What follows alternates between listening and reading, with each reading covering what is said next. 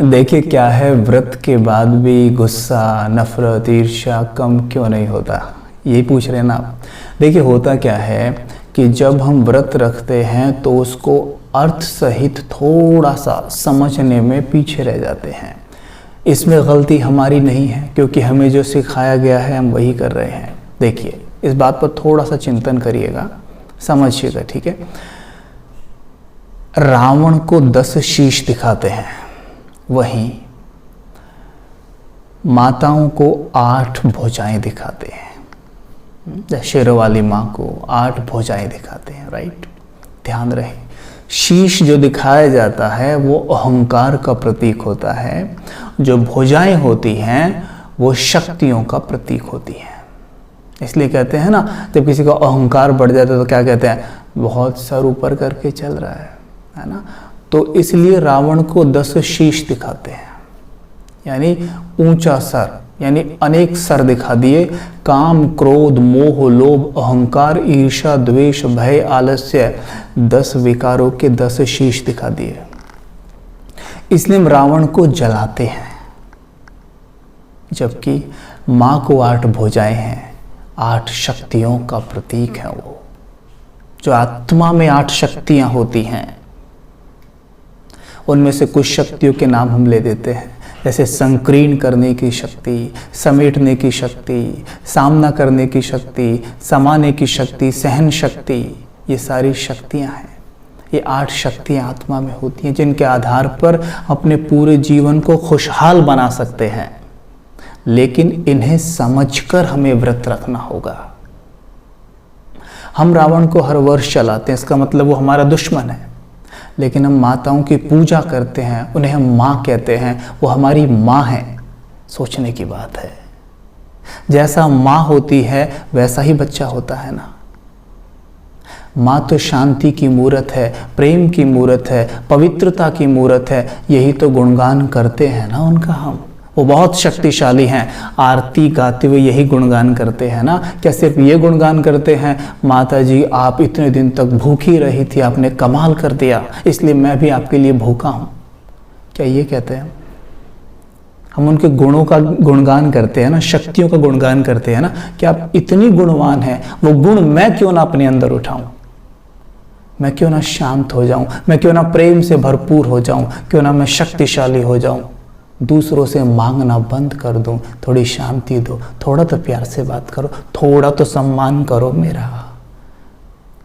करते हैं ना ऐसा? क्या माताएं ऐसा करती होंगी जिनकी हम आराधना कर रहे हैं, राइट। रावण को जलाते हैं, उसे अपना दुश्मन मानते हैं, फिर भी हर वर्ष अपने अंदर जो काम, क्रोध, मोह, लोभ, अहंकार, ईर्ष्या, द्वेष, भय बैठा है वो हर वर्ष बढ़ता जाता है। हर वर्ष रावण को जलाते हैं, हर वर्ष उसे बढ़ा के आते हैं, जबकि वो हमारा दुश्मन है। और जो माँ है हमारी, उनसे हम सिर्फ इतना लेते हैं कि हमने बस क्या है ना, व्रत रखना है, कम खाना है। क्योंकि देवियों के लिए गायन है कि वो कम भोजन, अल्प आहारी होती हैं, यानी कम भोजन वो लेते हैं। तो हम कम भोजन ले रहे हैं उनकी तरह। एक गुण उठाया, बहुत अच्छी बात है, लेकिन बाकी वो प्रेमई हैं, वो शांत हैं, वो शक्तिशाली हैं, वो पवित्र हैं। तो ये गुण हम क्यों नहीं ले रहे हैं? तो ये हम ले सकते हैं ना। तो इनका व्रत हमने पहले रखना है। हमने फास्ट रखना है, लेकिन इनका व्रत पहले रखना है। दृढ़ संकल्प करते हैं कि इनका व्रत हम पहले रखें। सॉरी टू से, अगर आपको थोड़ा सा ऐसा लगा हो कि भाई, लेकिन मेरी भावना ये नहीं है कि आपसे मैं ये कहूँ कि आप व्रत नहीं रखिए, आप भूखे नहीं रहिए, रहिए, आपकी भावना है। लेकिन इस बात का विशेष ध्यान दें कि हमने जो व्रत लेना है वो लेना है संकल्पों का, अपने शुद्ध पवित्र संकल्प। हमने गुस्से का त्याग करना है। भोजन का करिए त्याग, लेकिन गुस्से का त्याग करिए, काम विकार का त्याग करके दिखाइए। हम सभी चाहते हैं ना कि सोसाइटी में सब कुछ ना हो जो उल्टा सुल्टी चीज़ें होती रहती हैं। जो दृष्टि, जब हम कहते हैं कि इसकी कैसी दृष्टि, इसकी गलत देख रहा है ना, माताओं बहनों का सम्मान नहीं रहा है, तो क्यों ना उस चीज़ को हम अपने अंदर से ख़त्म करें। हमसे वो वाइब्रेशन निकल के चारों तरफ फैलेंगे ही नहीं, वातावरण अपने आप ही शुद्ध हो जाएगा।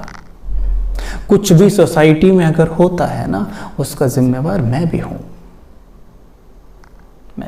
क्योंकि हम वाइब्रेशन तो फैलाते हैं ना। वाइब्रेशन से वायुमंडल बनता है, और जिस वायुमंडल में आप पहुंचते हैं, वो वायुमंडल में जिस तरह के कार्य ज़्यादा किए हुए होते हैं, वहाँ पे अपने आप आपको वही थॉट आएगा, अपने आप।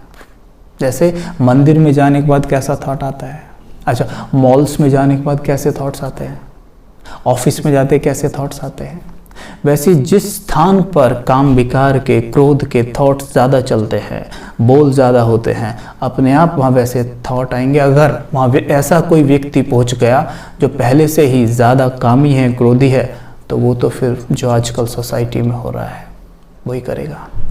तो कंट्रीब्यूशन तो थोड़ा हमने भी दे दिया ना। नवरात्रि में अंतिम दिन पे ये प्रण लेते हैं, पूरे वर्ष हमारे काम आएगा, जीवन जैसे बदल जाएगा। हमने ये प्रण लेना है, हमने ये प्रण लेना है, करके दिखाना है, ठीक है ना। और इसके लिए सवेरे उठ के माइंड प्रोग्रामिंग कभी करना ना भूलें। जैसे सवेरे उठते हैं ना, सवेरे उठते ही बहुत अच्छी अच्छी बातें स्वयं से क्या करें, कि जैसे सामने हम देख रहे हैं कि शेरों वाली माँ, जगत माँ, जिन्हें हम शिव शक्तियाँ कहते हैं, यानी शिव की वो शक्तियाँ हैं, राइट। शिव तो हमारे भी पिता है ना, हम उनसे भी शक्ति ले सकते हैं।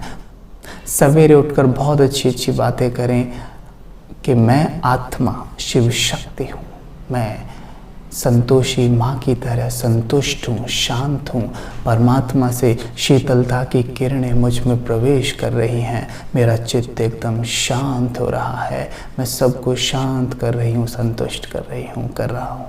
बहुत अच्छा लगेगा।